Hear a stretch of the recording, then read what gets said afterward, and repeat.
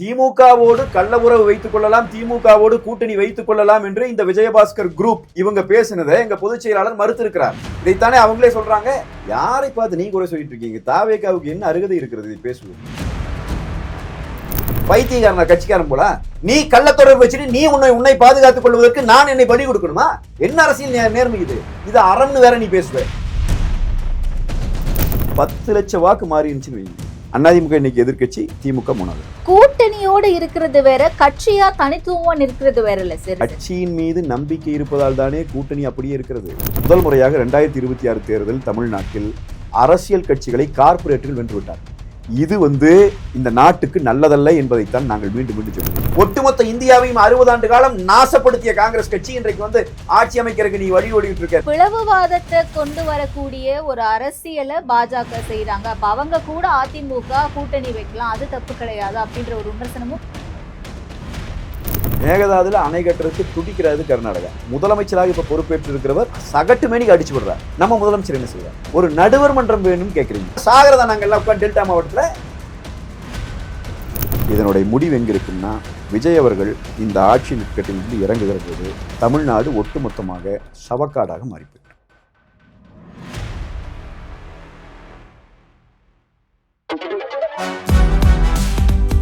சூப்பரா இருக்கு அம்மா, எனக்கு இதோட சீக்கிரம் தெரியும். Chocolate sweetened condensed milk from milky mist. தமிழ்நாட்டுல எல்லாமே சேஞ்ச் ஆயிடுச்சு. உங்க நகையையும் சேஞ்ச் பண்ணுங்க. உங்க பழைய நகைக்கு கிராமுக்கு 150 ரூபாய் கூடுதலா வாங்கி புது நகை எடுத்துக்கோங்க. அதே கம்மி சேதாரம் தான் உங்க லலிதால மட்டும்தான்.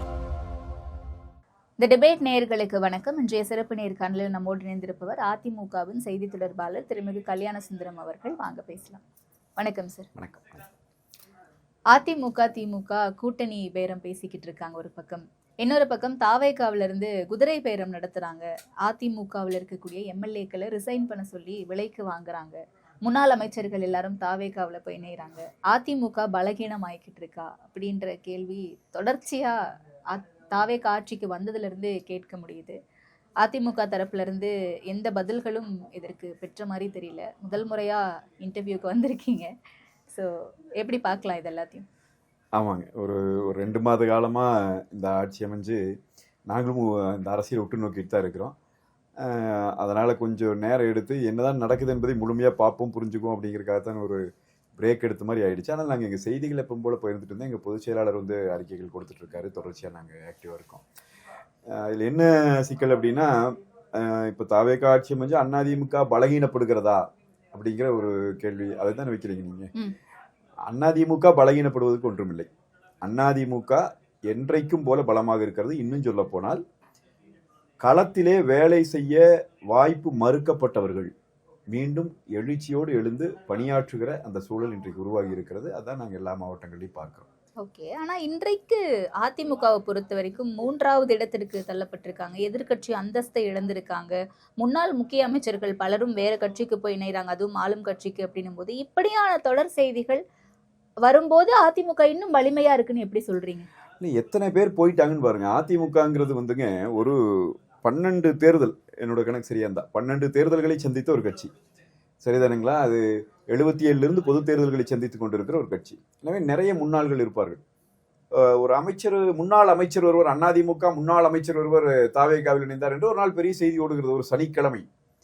யாரடா இந்த அமைச்சர்? ஒருவேளை எனக்கு ஒரு 6 ஆண்டுகள் ஆகிவிட்டது, எனக்கு தான் தெரியாது என்று சீனியர்களை கேட்டால் அவர்களுக்கும் தெரியவில்லை.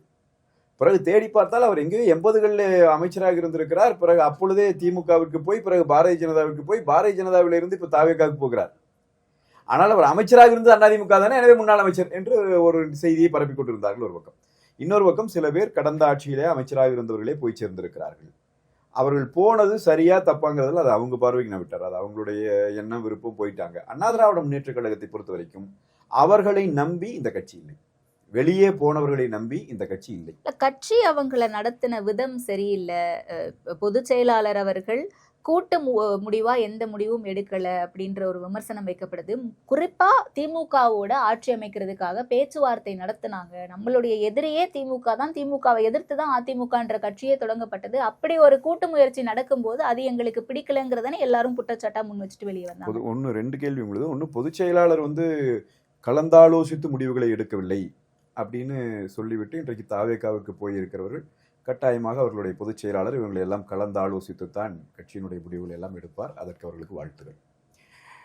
அதிமுக திமுகவும் கூட்டணி சேர்ந்து முதலமைச்சராக பார்த்தார்கள். இந்த குற்றச்சாட்டை யார் வைக்கிறார்கள்? திமுக பக்கத்திலிருந்து பார்த்தீங்கன்னா அவங்க கூட்டணி கட்சியை சேர்ந்தவர்களே வைக்கிறார்கள். அதிமுக சைடிலிருந்து அப்படி யாரும் வைக்கல.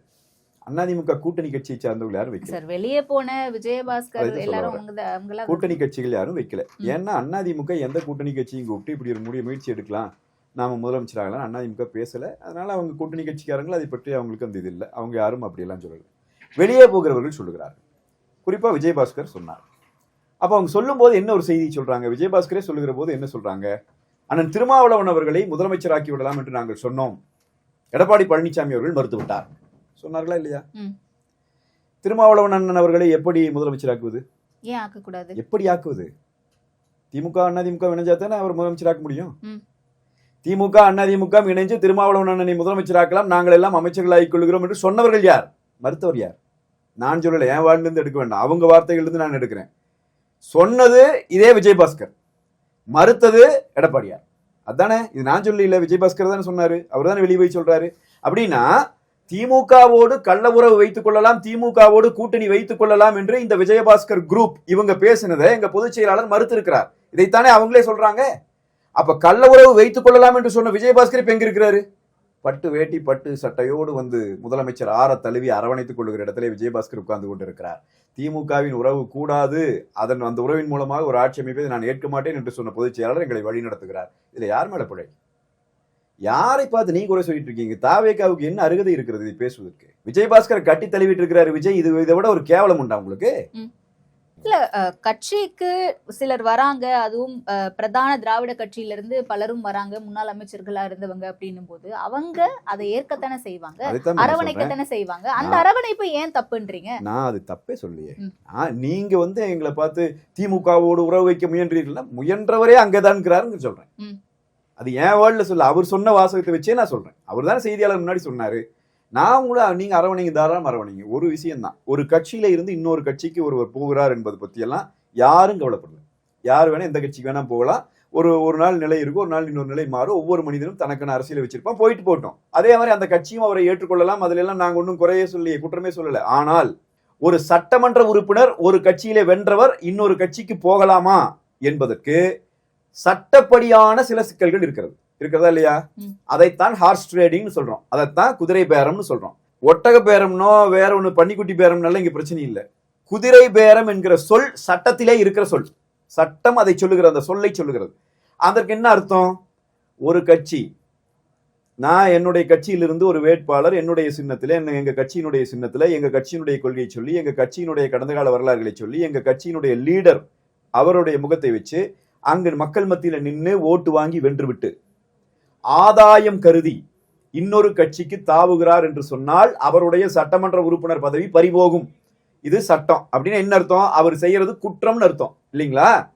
இப்ப இந்த சட்டத்துக்கு சிக்காமல் இந்த குற்றத்தை எப்படி செய்வதுங்கிறதா இவங்க செஞ்சுட்டு இருக்கிற வேலை. நான் சொல்றது மத்தவன் எல்லாம் அவங்க போனா, இவர் போனாரு, அங்க ஒரு ஒன்றிய செயலாளர் போயிட்டாரு, இங்க ஒரு இவர், அவரை பத்தியெல்லாம் நான் கவலைப்படல. அவர் போயிட்டு போறாரு. வென்று வந்த சட்டமன்ற உறுப்பினர்களை ராஜினாமா செய்ய வைத்து கட்சியில இணைக்கிறீர்கள் இல்லையா? அப்பட்டமான குதிரை பேரம். இதை செய்கிற அரசு, இது வந்து இந்த நாட்டினுடைய அரசியலமைப்பு சட்டத்திற்கு சவால் விடுகிறது விஜயனுடைய அரசு. இந்த நாட்டினுடைய அரசியலமைப்பு சட்டம், இந்த நாட்டினுடைய இந்த ஜனநாயக தன்மை எங்களை என்ன செய்துவிடும்? நாங்கள் எது வேண்டுமானாலும் செய்வோம்.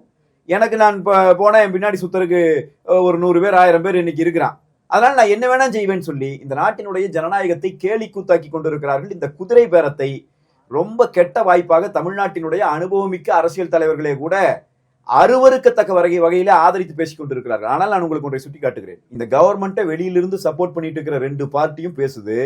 ஆனால் இந்த குதிரை பேரத்தை அருவருக்கத்தக்க வகையிலே சில அரசியல்வாதிகள் தங்களுடைய சுயநலன் கருதி இந்த நாட்டை கேவலப்படுத்தி கொண்டிருக்கிறார்கள்.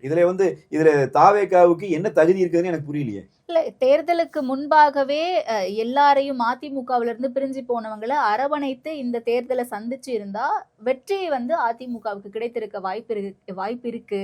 அந்த ஒரு ஒருங்கிணைப்புக்கு பொதுச் செயலாளர் தயாரா இல்ல, அவருடைய சுயநலத்தினால அவர் பொதுச் செயலாளராக தான் இருக்கணும், அந்த பதவி போயிடும் மற்றவர்களை ஒருங்கிணைத்தா அப்படின்றதுக்காகவே அந்த சுயநல முடிவால தான் இன்றைக்கு அதிமுக இப்படியான ஒரு சூழலுக்கு தள்ளப்பட்டிருக்கு. அவருடைய தலைமையை நம்பாமத்தான் இன்னைக்கு எல்லாரும் போறாங்கன்றாங்க. அந்த தலைமையே ஒரு கேள்விக்குறியாகுது. அது ஒரு பெரிய சிக்கல் இருக்கு. இது யார் சொல்றான்னு இருக்குது முதல்ல. இது யார் சொல்றா? இந்த வெளியே போன எம்எல்ஏக்கள், இந்த குறிப்பா விஜயபாஸ்கர் வச்சு அவர் இப்போ கட்சி விட்டு போயிருக்கிறாங்க 2 விஜயபாஸ்கரும். அவங்க அதை சொல்றாங்க. நான் என்ன கேட்கிறேன், அவர் எல்லாரையும் ஒருங்கிணைக்கவில்லை, கட்சியை விட்டு போனவர்கள் எல்லாம் அரவணைக்கவில்லை என்பது உங்களுக்கு எப்பொழுது தெரியும்? மே 4ஆம் தேதி தான் தெரியுமா? எதுக்கு சீட்டு வாங்குனீங்க?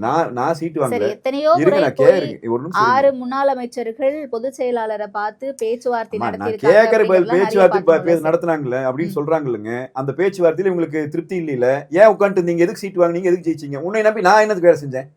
பைத்தியக்காரனா கட்சிக்காரன் போல? நீ போய் தாவேக்காவை திட்டி பேசுவேன், நான் போய் தாவேக்காவை திட்டி பேசணும். நீ நாளைக்கு போய் பின்னாடி வழியா போய் அவங்க கூட கூட்டணி வச்சுக்குவேன். இங்க இருக்க உறுப்பினராக இருக்கிறவன், இந்த களத்துல வேலை செஞ்சவன், இந்த கிளை செயலாளர், இந்த ஒன்றிய செயலாளர், இந்த வட்ட செயலாளர், இங்க இருந்த செய்தி தொடர்பாளர் எல்லாம் பைத்தியக்காரன். நீ அறிவாளியா? நீ கள்ள தொடர்பு வச்சுட்டு நீ உன்னை பாதுகாத்துக் கொள்வதற்கு நான் என்னை பலி கொடுக்கணுமா? என்ன அரசியல் நேர்மை இது? நீ அவர் மேல இன்றைக்கு பொதுச் செயலாளர் மேல குற்றஞ்சாட்டுகிற நீங்கள் எதற்காக நீ சீட்டு வாங்கிட்டு தேர்தல் நின்னு? எதற்காக நீ இதே போய் விஷயத்தை எங்ககிட்ட பேசின? உள்ள வந்தீங்க, அதுக்கப்புறம் தேர்தல் முடிஞ்சு ரிசல்ட் வந்துருச்சு, அதுக்கப்புறம் நீங்க வாங்க, உங்களுக்கு ஒரு பிரச்சனை வந்துருச்சு, அதை பேசி எல்லாம் சரி பண்ணணும். அது எந்த மட்டத்துக்கு போனாலும் அதை பேசிட்டு பண்ணணும். எப்படி கட்சி எதிர்த்து போய் ஓட்டு போட்டீங்க? கேட்பாங்கல்ல, கட்சிக்காரன் கேட்போம்ல. நாங்க எதுக்கு இப்ப நான் ஒரு செய்தி தொடர்பாளருங்க. நான் ஊர் ஊரா போய் பிரச்சாரம் பண்றேன். ஒவ்வொரு எனக்கு தொகுதிகளை போட்டாங்க, அந்த தொகுதியில போய் பிரச்சாரம் பண்றேன். என்னை போல எல்லா செய்தி தொடர்பாளர்களும், தலைமை கழக பேச்சாளர்கள் அத்தனை பேரும் போய் பிரச்சாரம் பண்றாங்க. நாங்க போய் எங்களை கூப்பிட்டு நீங்க சொல்றீங்க, நீங்க இந்த தாவேகா வேட்பாளர் இந்த இடத்துல இந்த மாதிரி தப்பா பேசுறாரு, அவருக்கு கொஞ்சம் பதிலடி கொடுத்து பேசுங்க. எனக்கு என்ன தலையெழுத்தா? எனக்கு தலையெழுத்தா? நான் போய் பேசுவேன், நீ என்ன ஒண்ணு அடுத்தது தேர்தல் ரிசல்ட் வந்தோன்னா நீ தாவேகா கூட போய் நீ ஆதரவு கொடுத்துட்டு கட்சியை எடுத்து நீ ஓட்டு போடுவ. இது அறம்னு வேற நீ பேசுவ. நான் எங்க கட்சிக்காரங்களுக்கும் சொல்றேன், மக்கள் பாக்குற மக்களுக்கும் சொல்றேன், ஒரு குறிப்பிட்ட நபர் என்று ஒருத்தர் வச்சுக்கலாங்க, யாரோ ஒரு XRY ஒரு நபரை கட்சியில் இணைச்சுக்கணும் அப்படின்னு இவங்க கேட்கறாங்கன்னு வைங்க. இவங்களை கட்சியில் சேர்த்திக்கலாம். பொதுச் செயலாளர் வேண்டாங்கிறார். பொதுச் செயலாளர் ஏன் வேண்டாங்கிறார்? இவங்க சேர்த்திக்கலாம்னு சொல்றாங்க இல்லைங்களா, அதே போல சேர்த்தக்கூடாதுன்னு ஒரு குரூப் சொல்லுது. ஒரு சில தலைவர்கள் சொல்றாங்க, ஒரு சில தலைவர்கள் சேர்த்துக்கணும்னு சொல்றாங்க. ஒரு பொதுச் செயலாளர் இரண்டையும் பரிசீலித்தான் முடிவெடுக்க முடியும். இப்ப பிரச்சனை என்னன்னா, சேர்த்துக்கணும்னு சொன்னாங்கல்லங்க, அவங்களும் நிக்கிறாங்க. சேர்த்தக்கூடாதுன்னு சொன்னாங்க பாருங்க அன்னைக்கு, அவங்களும் இவங்க பின்னாடி நிக்கிறாங்க. நின்னுட்டு பொதுச் செயலாளர் எங்க பேச்சை கேட்கவில்லை. எப்படிங்க? ஒரு மேனேஜ்மெண்ட்ல இருக்கிற ஒரு அட்மினிஸ்ட்ரேஷன் விஷயங்கள் தெரிந்தவர்கள், ஒரு சாதாரண ஒரு நிறுவனத்துல அல்லது ஒரு பெரிய நிறுவனங்கள்ல HR இருக்கிறவங்க அல்லது ஒரு ஒரு அட்மினிஸ்ட்ரேஷன் பொறுப்புல இருக்கிறவங்களுக்கு இயல்பா புரிஞ்சிருங்க. ஒரு இடத்துல ஒரு நிர்வாகியாக உட்கார்ந்து கொண்டு இருக்கிறவர் எப்படி முடிவெடுக்க முடியும் என்பது. ஒருவருக்கு ஒரு பார்வை, இன்னொருவருக்கு இன்னொரு பார்வை இருக்கும். புரியுதாங்களா? அதனால இதெல்லாம் என்ன வகையான குற்றச்சாட்டு? இல்ல, அப்ப அந்த நிர்வாகிகளை ஒழுங்கா வழி நடத்த தெரியலையோ, அவங்கள சரியா சமாளிக்க தெரியலையோ, இப்படி மாறி மாறி ஒரு நிலைப்பாடு எடுக்கிறாங்கன்னா தலைமை மேல நம்பிக்கை இல்லாம தானே இப்படி ஒரு முடிவு வரும். இல்ல, தலைமை மேல அவங்களுக்கு நம்பிக்கை இல்லைன்னு அவங்க சொல்றது நான் ஒன்றும் மறுக்கல. அவங்களுக்கு நம்பிக்கை இல்லைன்னா அவங்க போலாம். நாங்க நம்பிக்கை இழக்கிற அளவுக்கு எல்லாம் ஒன்றும் நடக்கல. 2026 சட்டமன்ற தேர்தலுக்கு போவதற்கு ஒரு வாரத்துக்கு முன்னால் தான் பொதுச் செயலாளர் இவர் இப்ப திரு எடப்பாடி பழனிசாமி அவர்களை பொதுச் செயலாளராக தேர்ந்தெடுத்தது செல்லாது என்று சொல்லி போட்ட வழக்குகள் அத்தனையும் முடிந்தது. அத்தனை நாள் இழுத்திருக்கான். 26 அந்த தேர்தலுக்கு ஒரு வாரம் முன்னாடி வரைக்கும் வழக்கு இருக்குது. அதையும் பாக்குறாரு, இங்கேயும் பாக்குறாரு. 234 தொகுதியும் 2 முறை சுற்றி வலம் வர்றாரு. களத்துல இறங்கி வேலை செய்யறாரு. தனக்கென்று அம்மா அவர்கள்ங்கிறது எவ்வளவோ பெரிய ஒரு உச்ச இடத்துல இருந்த ஒரு தலைமைத்துவத்துக்கான ஒரு முகம். அந்த முகத்துக்கு நிகராக ஒரு தலைவர் வர்றதுங்கிறது எவ்வளவு பெரிய இப்ப கஷ்டம். அது சாதாரண வேலை இல்லை. அதற்கு அவர் முயற்சி செய்கிறார், அவருடைய வேலையை செய்கிறார். அவருடைய பணியில் என்ன குறை கண்டீங்க? இது ஆட்சிக்கு வந்த 10 நாள்ல அம்மாவினுடைய ஆட்சியை நாங்க கொடுக்கிறோம், அதை பார்த்து வியந்துதான் இன்னைக்கு அதிமுகவுல இருந்து எல்லாரும் எங்களுடைய கட்சிக்கு வராங்க அப்படின்ட்டு ஆட்சிக்கு வந்து 10வது 15வது நாட்கள்லயே திரு ஆதவர்ஜுனா அவர்கள் சொன்னாரு. திரு ஆதவர்ஜுனா சொல்றாரு, திரு விஜய் அவர்களுமே அப்படித்தான் நினைக்கிறாங்க. அம்மா அவர்களினுடைய ஆட்சியை கொடுக்க வேண்டும், புரட்சி தலைவரினுடைய ஆட்சியை கொடுக்க வேண்டும் என்று அவர்கள் விரும்பினால் அதுக்கெல்லாம் வாழ்த்துகள். அவங்க அப்படி நினைக்கிறது மகிழ்ச்சி தான். அதிமுகவில் நானும் பயணிக்கிறேன் என்கிற முறையில் எனக்கு அதில் மகிழ்ச்சி தான். எங்கள் தலைவர்களைப் போல ஆட்சி செய்யணுங்கிற சிந்தனையாவது இருக்குது. ஆனால் ஆட்சி இருக்கிறதா இல்லையா?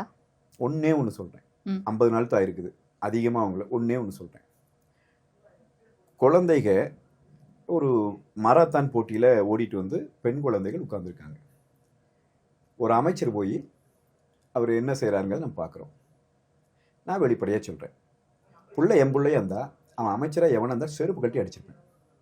புரியுதுங்களா? ஆனால் அந்த குழந்தையோட தகப்பன் அதை பேச முடியாதுங்கிற காட்டி தானே நீ இந்த வேலையை செய்கிற. நீ அதுவும் கூட நீ அதை செஞ்சுட்ட. நீ என்ன சொல்கிறதுக்கு இப்போ காரணம், நாம் வந்து நான் ஒரு ஆசிரியர், நாம் பள்ளிக்கூடத்தில் குட் டச் பேட் டச் சொல்லி தரமா இல்லையா? குழந்தைங்களுக்கு சொல்லி தரணும்னு சொல்கிறோமா இல்லையா? சொல்லி தர்றோமா இல்லையா? நீ ஒரு அமைச்சர் அந்த வேலையை செஞ்சுட்ட. இது ஒரு குற்றச்சாட்டாக வருது. குற்றச்சாட்டு வந்தோடனே அமைச்சர் குற்றச்சாட்டு வைக்கிறோன்னு மிரட்டுறாரு. எல்லாம் நடவடிக்கை எடுத்துருவேன், என்னை மேலே தப்பாக நீங்கள் புகார் சொல்கிறீங்க. என்ன தப்பாக புகார் சொல்கிறோம்? நீங்கள் செய்தது பிழைங்கிற சுட்டி காட்டுறோம். அதெல்லாம் சொன்னவர் மறுபடி தான் வந்து அதுக்கு வந்து வருத்தம் தெரிவிக்கிறார். நாங்கள் அப்படி நினச்சி பண்ணலைங்க. புரட்சித் தலைவி அம்மா அவர்களின் ஆட்சி இருந்திருந்தால் இந்த அமைச்சர் என்ன ஆகியிருப்பார் என்று நான் நினைந்து பார்க்கிறேன். ஆதவர்ஜுனா அவர்கள் அம்மா அவர்களின் ஆட்சியை கொடுப்பதாக கனவிலே நினைத்துக் கொண்டிருக்க வேண்டாம். களத்திலே நேர் எதிராக நடந்து இருக்கிறது என்பதை புரிந்து கொள்ள வேண்டும். சரி, ஓகே. அதிமுகவில இருந்து ரிசைன் பண்ணிட்டு எல்லாரும் போறாங்க, ஆளும் கட்சியா இருக்காங்க அப்படிங்கறதுனால போறாங்க. ஒரு ஆட்சி மாற்றம் வரும்போது மாற்றம் அப்படிங்கறது எல்லாரும் தேடி போறது இயல்பான ஒரு விஷயம். இன்னைக்கு கரூர்ல விஜய் அவர்கள் பேசும்போதும் இல்ல அந்த கரூர் முன்னாள் எம்எல்ஏவா இருந்த திரு எம்.ஆர். விஜயபாஸ்கர் அவர்கள் பேசும்போதும் நிரந்தர முதலமைச்சர் எடப்பாடியார் அப்படின்னு சொன்ன இடத்துல இன்றைக்கு நிரந்தர முதலமைச்சர் தளபதி விஜய் அவர்கள் தான், இனிமே எல்லாமே நல்லதே நடக்கும் அப்படின்ற மாதிரி அவரை போற்றி பேசுறாரு. அண்ட் கரூர்ல அவ்வளவு பெரிய நிகழ்வு நடந்த பிறகு முதலமைச்சர் அவரும் வருந்தி பேசுறாங்க. அந்த இடத்துல அதிமுகவுக்கு விழுந்த வாக்குகள் இதன் பிறகு இடைத்தேர்தலை நோக்கி போகும்போது அதிமுகவுக்கு மீண்டும் அந்த வாக்குகள் கிடைக்கும் நினைக்கிறேன். நிச்சயமா விழுங்க. முதல்ல இந்த நிரந்தரம்னு பேசி உலகத்துல எதுவும் நிரந்தரம் இல்லை இல்லைங்களா? அது எல்லாத்துக்கும் தெரியும். மனித வாழ்க்கை நிரந்தரம் இல்லை, ஆனால் இவங்க நிரந்தரம்பாங்க. அது சரி, இப்போ சரியான இடத்துக்கு போய் சேர்ந்திருக்கிறாங்க, அவர்களுக்கும் அந்த மாதிரியான துதிபாடிகள் தான் தேவைப்படுகிறார்கள். எனவே அது பயன்படும் கூட வச்சுக்கோங்க. நான் என்ன சொல்றேன்னா, கரூர்ல விழுந்த வாக்குகள் மரியாதைக்குரிய விஜயபாஸ்கர் அவர்களுக்கோ இல்லை வேற ஒரு முகத்தை காட்டியதால் விழுந்த வாக்குகளோ அல்ல. அவை அண்ணா திராவிட முன்னேற்ற கழகத்தினுடைய வாக்குகள். அண்ணா திராவிட முன்னேற்ற கழகத்தை நம்பி மக்கள் கொடுத்த வாக்குகள். அண்ணா திராவிட முன்னேற்ற கழகம் 31 ஆண்டு கால ஆட்சி காலத்திலே இந்த மண்ணை இந்த மக்களை செழுமைப்படுத்தியதற்கான அங்கீகாரமாகத்தான் அந்த வாக்குகள் கிடைத்தன. அது அதை எப்படி சார் நம்ம சொல்ல முடியும்? அவர் இதுக்கு முன்னாடியும் எம்எல்ஏவா இருந்திருக்காரு அந்த தொகுதியில. அப்ப அந்த மக்களுக்கு அவர் மீது ஒரு நம்பிக்கைன்னு ஒண்ணு இருக்கும்ல சார். ஆமா, நான் ஒரு விஷயம் அதன் அடிப்படையில கூட வாக்குகள் செலுத்திருக்கலாம். உதாரணத்துக்கு விராலிமலை விஜயபாஸ்கர் ஒரு செய்தி சொல்றேங்கம்மா. நான் எந்த தலைவர் வேணாலும் எடுத்துக்கோங்கம்மா, யாரை வேணாலும் எடுத்துக்கோங்க. ரொம்ப எக்ஸெப்ஷனலா 1-2 இருக்கலாம்மா. யாரும் தனியா சுயேட்சையா நின்று ஜெயிக்க முடியாதுங்க. சரிதானுங்களா? யாராவது 1-2 எக்ஸெப்ஷன் இருக்கலாம், அதை விட்டுருங்க. அதையெல்லாம் வந்து விதிவிலக்குகளை கொண்டு வந்து விதியாக்க வேண்டாம். எல்லாருமே இப்ப இங்கிருந்து போறவங்க அவர்கள் வாக்குகளை கொண்டு போய் தாவேக்காவுக்கெல்லாம் சேர்த்துல தாவேக்காவுக்கு இருக்கிற வாக்குகளை நம்பி அவர்கள் போகிறார்கள். ஒரு 500 ஓட்டு 1000 ஓட்டு வித்தியாசம் இருக்கலாம். இவங்க சொந்தக்காரங்க, தெரிஞ்சவங்க, பிடிச்சவங்க, இவங்க கூடுக்கிறவங்க மாறலாம். இதுதான் இயல்பில் நடக்கும். இதை தாண்டி போக வேண்டிய தேவை எனக்கு என்ன வருது? நான் அதிமுகவுக்கு ஓட்டு போட்டேன், நீ அதிமுகவுக்கு துரோகம் பண்ற, நான் ஏன் உன் பின்னாடி வரணும்? நான் உன் பின்னாடி வர்றேன்னா எனக்கு மனசுல என்ன தெளிவு இருக்கும்? அந்த அளவுக்கு குழப்பவாதிகளாக மக்கள் இருக்கிறார்கள் என்று நான் நினைக்கவில்லை. வாக்குகள் மாறி விழுந்துருச்சு, மக்கள் வாக்களிச்சிட்டாங்களே, மக்கள் வாக்களிப்பாங்க. அந்த நேரத்துக்கு இந்த தாவேக்காக்கு வாக்களிச்சிருக்காங்கல்ல, 108 தொகுதிகளில் அவங்களுக்கு வெற்றியை கொடுத்துருக்காங்கல்ல, அப்போ மக்கள் விரும்புறாங்க, வாக்களிக்கிறாங்க. அது ஒரு பக்கம் இருக்கட்டும். ஆனால் இந்த வெளியே போகிறவர்களுக்காக வாக்குகள் விழுகிறதா என்றால் அது இல்லை. கிரவுண்ட்ல நாங்க பார்க்குற ரியாலிட்டி இல்லை. ஒன்று. ரெண்டாவது, அண்ணா திராவிட முன்னேற்ற கழகத்திற்கு வாக்களித்தவர்கள் எதற்காக நம்பிக்கை இழக்க வேண்டி இருக்கிறது? 5 வருஷம் எங்களுக்கு ஆட்சி இல்லை. நீங்க சொன்ன மாதிரி அம்மா அவர்கள் மறைந்து 10 ஆண்டுகள் ஆயிடுச்சு. இப்ப 10 ஆண்டுகள் அம்மா இல்லை, ஒரு நடத்திட்டு வர்றாரு. இத்தனை பேர் எதிரிகள், இத்தனை பேர் துரோகிகள், இத்தனை வழக்குகள், இத்தனை பிரச்சனைகள். நாள்தோறும் அண்ணா திராவிட முன்னேற்ற கழகத்தை வைத்தே தங்களுடைய டிபேட்டுகளை முழுக்க ஓட்டிட்டு இருந்த செய்தி சேனல்கள், கண்டபடி எழுதி தள்ளிய பத்திரிகைகள், அத்தனை பொய் செய்திகளை போட்டவர்கள், அத்தனையும் தாண்டி 47 தொகுதிகளை வென்று வந்திருக்கிறார். 1,34,00,000 வாக்குகளை பெற்றிருக்கிறார். 1,34,00,000 வாக்குகள் என்பது சாதாரண வாக்குகள் அல்ல. அரசியல் தெரிந்தவனுக்கு, அந்த புரிதல் உள்ளவனுக்கு புரியும். அப்ப இந்த 1,34,00,000 வாக்குகள் இருக்கு இல்லைங்களா? ரொம்ப சிம்பிளா ஒரு விஷயம் நான் உங்களுக்கு சொல்றேன். திமுக 150, தாவேக்கா 170. புரியுதுங்களா? இவ்வளவுதான் வித்தியாசம். மொத்த தேர்தல் வித்தியாசமே இவ்வளவுதான். 10 லட்சம் வாக்கு மாறி இருந்துச்சுன்னு வைங்க, திமுகவுக்கும் அதிமுகவுக்கும். வெறும் 10 லட்சம். அதிமுக இன்னைக்கு எதிர்க்கட்சி, திமுக 3வது இடம். சரிதானுங்களா? இன்னைக்கு தேர்தல் முடிந்து விட்டது.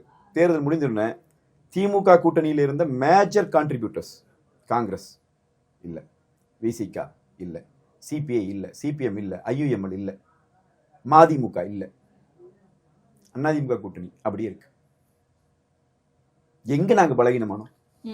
அப்ப நாங்க பலகீனமானோம்னு மக்களை நம்ப வைப்பதற்கான ஏதோ தேவை ஏற்பட்டிருக்குது. அதுக்கு தான் இந்த ஊடகங்களை வச்சு ஒரு நரேட்டிவ் செட் பண்றான். இல்ல, கூட்டணியோட இருக்கிறது வேற, கட்சியா தனித்துவமா இருக்கிறது வேற இல்ல சார். ரெண்டுத்துக்கும் வித்தியாசம் இருக்குல்ல சார்? கட்சியின் மீது நம்பிக்கை இருப்பதால் தானே கூட்டணி அப்படியே இருக்கிறது. இந்த கூட்டணியினுடைய தலைமை யார்? அதிமுக தானே. அதிமுக மீது முழுமையான நம்பிக்கை இருப்பதாலே தானே எங்கள் கூட்டணி தொடர்கிறது. எங்க கூட்டணியிலிருந்து யாரும் ஓடி இல்லையே. நாங்க மக்களுக்கு என்ன பிராமிஸ் கொடுத்தோமோ அது எங்கள் கூட்டணி கட்சி தலைவர்கள் இன்றைக்கும் நிறைவேற்றுகிறார்களே. ஆனா இங்கிருந்து ஒன்னையுமே காணுமே. நான் இன்னொன்னு சொல்றேன், திமுக தனித்தே அண்ணா திராவிட முன்னேற்ற கழகத்தை விட சின்ன கட்சி. நான் பலமுறை இதை பேசியிருக்கோம். நாங்க தனிச்சு நின்றுருக்கோம். 234 தொகுதியில் இரட்டைலை போட்டு நின்றுருக்கிறோம். 40 தொகுதியில் இரட்டைலை போட்டு நின்றுருக்கிறோம். வென்றிருக்கிறோம், ஆட்சி அமைச்சு வைக்கிறோம். திமுக அப்படி ஒரு வரலாறே கிடையாது. இன்னைக்கு திமுக தனியாக நிற்குது. வரலாற்றிலேயே முதல் முறையா தனித்து விடப்பட்டிருக்கிறது திமுக. திமுக தன்னுடைய அழிவை அது வெளியே காட்டிக்காமே இருக்க முடியுது. ஏன்னா மிகப்பெரிய அளவில் பணத்தை அவர்களால் செலவு செய்ய முடிகிறது. அதுக்கு ஒரு இதை காட்ட முடிகிறது. அதே மாதிரி நான் இன்னொன்னு சொல்றேன், இன்னைக்கு ஆட்சிக்கு வந்திருக்கிற தாவேகா, அதுக்கு ஒரு கட்டமைப்பு இருக்கா? திமுகவோட பலகீனமான கட்சி தாவேகா, அதுக்கு கட்டமைப்பு ஒண்ணு உண்டா? ஒரு மாவட்டத்திலேயாவது கட்டமைப்பு உண்டா அந்த கட்சிக்கு? ஆனா அப்படி கட்டமைப்பே இல்லாத கட்சி தானே இன்னைக்கு இரு பெரும் திராவிட கட்சிகளை வீழ்த்தி ஆட்சி அமைச்சிருக்காங்க. வீழ்த்திங்கிறது மக்கள் இன்னைக்கு தடவை வாக்களிச்சா 106 107 தொகுதியில் கொடுக்குறான். விஜய் அவர்களை முதலமைச்சராக சொல்லி மக்கள் கொடுக்கல. புரியுதுங்களா? விஜய் அரசியலுக்கு தகுதியற்றவர் என்று நினைத்தவன் தான் விசிகாக்கு வாக்களிச்சான், காங்கிரஸுக்கு வாக்கு போட்டான், ஐயுஎம்எலுக்கு வாக்கு போட்டான். இவங்க எல்லாம் போய் அவங்கள முதலமைச்சராக்குவாங்கன்னு மக்கள் நினைக்கல. புரியுதுங்களா? நீங்க மக்கள் கொடுத்திருக்கிற தீர்ப்பை மதிக்கணும் மதிக்கணும் மதிக்கணும் இந்த தரைகள் எல்லாம் உருட்டுவது. நான் சொல்ல இருக்கிறேன், மக்கள் கொடுத்த தீர்ப்பை மதிக்கணும் என்றால் ஜனாதிபதி ஆட்சி தான் வந்திருக்கணும். அதுதான் உண்மையில மக்கள் கொடுத்த தீர்ப்பு. யாருக்கும் பெரும்பான்மை இல்லை இல்லைங்களா? பல மாவட்டங்களிலே ஒரு சட்டமன்ற உறுப்பினர் கூட வெல்ல முடியாத, பல மாவட்டங்களில் வெல்ல முடியாத கட்சி ஆட்சி அமைச்சிருச்சு. என்னுடைய அப்சர்வேஷன், நான் இந்த 2 மாதத்துக்கு பிறகு நான் இதை யோசிக்கிற போது எனக்கு படுறதை நான் சொல்றேன். அரசியல் கட்சிகள் இருக்கு, அதிமுக இருக்கு, திமுக இருக்கு, நிறைய அரசியல் கட்சிகள் இருக்கு. இந்த அரசியல் கட்சிகளில் சில குறைபாடுகள் இருக்கலாம், குறைகள் இருக்கலாம். நான் அதை சொல்லலை. ஏன்னா ஒரு குடும்பத்துக்குள்ளேயே சிக்கல்கள் இருக்கும், ஒரு மாதிரி இருப்பாங்க. கட்சிகளுக்குள்ளேயும் குறைகள் இருக்கலாம், நிறைகள் இருக்கலாம், சில தவறுகள் நடந்திருக்கலாம், சரி செய்யப்பட்டிருக்கலாம், எல்லாமே இருக்கலாம் ஒரு கட்சி. ஆனால் முதல் முறையாக 2026 தேர்தல் தமிழ்நாட்டில் அரசியல் கட்சிகளை கார்ப்பரேட்டுகள் வென்று விட்டார்கள். புரியுதுங்களா? இது இந்த நாட்டுக்கு நல்லதல்ல என்பதைத்தான் நாங்கள் மீண்டும் மீண்டும் சொல்லுகிறோம். இது பல நாடுகளில் நடந்துச்சு. நீங்க வேணா எடுத்து பாருங்க.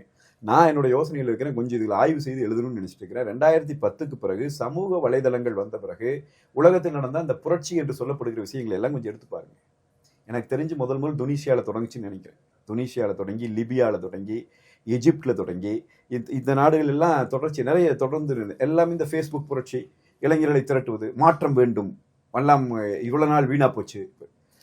2011 துனிசியாவில் தொடங்குது. 2011 அதுலதான் லிபியா. அடுத்த தலைமுறையை நோக்கி எல்லாரும் நகர்ந்துகிட்டு இருக்கும் போது இந்த ஒரு மாற்றம் தேவைன்னு எல்லாரும் நினைக்கத்தான் செய்யறாங்க. அந்த 2011 நடந்தது, இப்ப 15 வருஷம் ஆச்சு. நீங்கள் இப்போது துனிசியாவை எடுத்து பாருங்க. அந்த புரட்சிக்கு பிறகு அந்த நாடு என்ன ஆயிருக்கிறது, இந்த சோசியல் மீடியா புரட்சி என்று சொல்லி. நீங்க லிபியாவை எடுத்து பாருங்க, என்ன ஆயிருக்குதுன்னு பாருங்க. அந்த நாட்டினுடைய எப்படி இருந்தாங்க அவங்களுடைய ஆட்சி அதிகாரம், இன்னைக்கு எந்த இருக்கிறாங்க, அவங்களுடைய அயலுறவு கொள்கையில் ஏற்பட்டிருக்கிற மாற்றங்களை பாருங்க. நான் இதெல்லாம் பார்த்து விட்டு சொல்லுகிறேன். இந்த 20ஆம் நூற்றாண்டில் மனிதகுலம் சந்தித்த புரட்சிகள் அத்தனையுமே பண்பட்ட தலைவர்களால், மக்களை புரிந்து கொண்ட தலைவர்களால், மெத்த படித்த தலைவர்களால், களத்திலே நின்று போராடிய தலைவர்களால் உருவாக்கப்பட்ட புரட்சிகள். 21ஆம் நூற்றாண்டில் நாம் இப்ப 25 வருஷத்தை கடந்திருக்கிறோம். இந்த சப்ஜெக்ட் கொஞ்சம் வெயிட்டான சப்ஜெக்ட் இருந்தாலும் இதை யோசிக்கிறவங்களுக்கு யோசிப்பாங்கிறதுக்காக நான் இந்த இன்டர்வியூவில் இதை சொல்றேன். 21ஆம் நூற்றாண்டில் இந்த சமூக வலைதளங்கள் மூலம் புரட்சி செய்கிறோம் என்று செய்கிறவர்கள், இவர்கள் எந்த விதமான நோக்கமும் இல்லாமல் பொய்களை கட்டவிழ்த்து விட்டு இவர்களால் செய்துவிட முடிகிறது. எனவே இது தனியாக ஒரு நாட்டில் நடத்தப்படுவதல்ல, உலகம் முழுவதும் பெரிய கார்ப்பரேட்டுகளின் தேவைகளுக்காக இது தொடங்கப்படுகிறது. இந்தியாவில் தென்முனையிலே இருந்து தொடங்கப்பட்டிருக்கிறது. கார்ப்பரேட்டுகள் இந்தியாவை நரவேட்டையாடுவதற்கு தமிழ்நாட்டிலே இருந்து தொடங்கி இருக்கிறார்கள். முதல் ஏஜென்ட்டாக தாவேகா அமர்ந்திருக்கு. ஒரு தோல்வி இங்க ஏற்பட்டுருச்சு திமுகவுக்கும் அதிமுகவும். அதை உணர்ந்த திமுக ஜென்சி கூட்டங்கள்னு சொல்லிட்டு அங்கங்க இளைஞர்களை திரட்டி அடுத்த வேலை என்ன, அடுத்த கட்சியை எப்படி வலுப்படுத்துறதுன்னு பார்த்துக்கிட்டு இருக்காங்க. ஆனா இந்த பக்கம் அதிமுகவில் மட்டும் குதிரை பேரம் நடத்தி எம்எல்ஏக்களை விலைக்கு வாங்கிட்டு இருக்காங்க அப்படின்ற பேச்சுக்கள் போய்கிட்டு இருக்கு. அடுத்து அதிமுகவை ஸ்ட்ராங் ஆக்குறதுக்காக அதிமுக என்ன வேலை செய்யறாங்க அப்படிங்கிறது எதுவுமே வெளியே தெரியல. அப்ப வெளியே பொதுமக்களுக்கு பார்க்கும்போது ஐயோ அவ்வளவுதான் அதிமுகவில இருந்து எல்லாரும் போறாங்க அப்படின்னு தானே பார்க்கப்படும். இப்போ புதுக்கோட்டை விஜயபாஸ்கர் அவர்கள் போய் இணையும் போது கூட ஒரு மிகப்பெரிய விழாவா அது செலிப்ரேட் பண்ணப்படுது. அவ்வளவு ஆயிரக்கணக்கான பேர் வந்து இணைறாங்க அப்படிங்கறத நம்மளால பார்க்க முடியுது. அப்ப அந்த மாவட்டத்துல இருக்கக்கூடிய அவருடைய செல்வாக்கு அவர் அங்க நிறுவுறாருல்ல. ஒரு செல்வாக்கும் இல்லைங்கம்மா. இவங்க வெளியே போறாங்க, இவங்க போறாங்க. விஜயபாஸ்கர் அங்கே கொண்டு அவ்வளவு சேரை போட்டு உட்கார்ந்தார். காலி சேர் எத்தனை இன்ச்சு ஊடகவியலாளர் உங்களுக்கும் தெரியும். எல்லாரும் எடுத்து தான் போட்டாங்க. மதுராந்தகத்தில் மரியாதைக்குரிய மரகத குமரவேல் எத்தனை சேர் சும்மா கிடந்துச்சு அப்படிங்கிறத எல்லாரும் தான் பார்த்தாங்க. எந்த கூட்டம் போச்சு, யாரை நீங்கள் கூட்டிகிட்டு போனீங்க? இது ஒரு ஒரு ஒரு ஒரு நெரேட்டிவ், அவ்வளோதான். இதை வந்து நீங்கள் சொல்கிற மாதிரி ஊடகங்களில் பெரிதாக காட்டப்படுகிறது. இதே விஜயபாஸ்கர் ஊருக்குள் நுழைய முடியாதுன்னு அதிமுக கட்சிக்காரங்க நிற்கிறான்ல. இத்தனை பேர் கூட்டம் வச்சுக்கிறேங்கிற விஜயபாஸ்கரோ அல்லது இன்னும் வேறு சிலரோ ஏன் வந்து எங்கள் அலுவலகத்துக்குள்ளே போக முடியல? கட்சி அலுவலகத்துக்குள்ளே ஏன் போக முடியல? கட்சி அலுவலகம் எப்படி இன்றைக்கு எங்கள் கையில் இருக்கு, எங்கள் மாவட்ட செயலாளர்கள் கையில் எப்படி இருக்கு? அப்ப இவர்களை விட அதிகமான கூட்டம் அங்கதானே இருக்குது, கட்சியில தான் இருக்குது. இவங்க தான் கட்சி விட்டு போறாங்களே, கட்சி அங்கேயே தான் இருக்குது. இதையே ஊடகங்கள் காட்டுறது, இதை நரேட்டிவா செட் பண்ண வேண்டிய தேவை எங்களுக்கு வரல. அது ரியாலிட்டி அப்படியே இருக்கு. மக்களுக்கு ஒரு பார்வை ஏற்படும் தான். அதே மாதிரி நீங்க இன்னொன்னு குறிப்பிட்டு சொல்றீங்க, நீங்க கேள்வி தொடங்கும் போதே சொல்றீங்க ஏதோ சோசியல் மீடியா தான் இன்னைக்கு ஒரு கம்யூனிகேட்டிங் டூல், அதுல வந்து அவங்க வென்று விட்டார்கள் என்பதற்காக அதை குறைத்து மதிப்பிட அதனுடைய பார்ட் அதிகமா இருக்குல்ல சார். ஆமா, அதைத்தான் நான் சொல்றேன். அதனுடைய பார்ட் அதிகமா இருக்கு. நான் கேட்பது என்னன்னாங்கம்மா, சோசியல் மீடியாவே தவறோ என்றோ சோசியல் மீடியா பயன்படுத்தக்கூடாது அப்படின்லாம் நான் சொல்லலை. சோசியல் மீடியா ஒரு பவர்ஃபுல் டூல் என்பதை நானும் ஏற்கிறேன். ஆனால் அரசியல் களத்திலே இப்போ சோசியல் மீடியா பயன்படுத்தப்பட்டிருக்கிறது இல்லையா? இதுல நீங்க எனக்கு பதில் சொல்லுங்க. தாங்கள் செய்த எதை சொல்லி, தாங்கள் செய்த எந்த போராட்டத்தை, எந்த மக்கள் நலப்பணியை, மக்களுக்காக இந்த இளைஞர்களுக்காக தாங்கள் செய்த எதை சொல்லி சோசியல் மீடியால ட்ரெண்ட் பண்ணி தாவேகா ஆட்சிக்கு வந்துச்சு? எதுவுமே இல்லை. அது அவரும் ஒத்துக்கிறாரு, விஜயும் ஒத்துக்கிறாரு, அவரும் ஒத்துக்கிட்டு தான் ஆகணும். ஏன்னா ஒண்ணுமே செய்யல. அப்ப வெறும் புனைவுகளாலேயே, வெறும் பேசுவது, வெறும் இதனாலேயே ஒரு ஆட்சிக்கு வந்து விட முடியும் என்று சொன்னால் இது ஆரோக்கியமான ஜனநாயகம் இல்லை தானே? அவர்கள் வென்று விட்டார்கள் என்பதற்காக சரியானவர்கள் என்று ஏற்க முடியாது இல்லையா? திமுக எதிர்ப்பை ரொம்ப ஸ்ட்ராங்கா வச்சிருக்காங்களே சார். அதிமுக விட திமுக எதிர்ப்பை தாவேகா வந்து போட்டியே திமுக வெர்சஸ் தாவேகா அப்படின்னு சொல்லி அந்த ஒரு நரேட்டிவ் செட் பண்ணது இன்னைக்கு ஒர்க் அவுட் ஆயிருக்கு. ஆமா, இது அதாங்க நரேட்டிவ் செட் பண்ணது ஒர்க் அவுட் ஆயிருக்கு. இது மக்களுக்கு செய்த பணியா நான் கேட்கிறேன். மக்களுக்கு இதனால என்ன நடக்கு? இப்போ கூட நான் உங்களுக்கு சொல்றேன், இப்பவும் கூட சொல்றேன். சில விஷயங்களே இப்போ சொல்லிட்டு இருக்காங்க, நாங்கள் வந்து பார்ட்டி ஃபண்டை நிறுத்திட்டோம். நான் வாழ்த்துறேன். திமுக ஆட்சி காலத்தில் ஊழல் மலிந்து கிடந்தது என்பது நாங்கள் வைத்து மாபெரும் குற்றச்சாட்டு. அதுதான். அதை வந்து தடுக்கணுங்கிறத சொன்னால் நீங்கள் நிறுத்திட்டீங்க.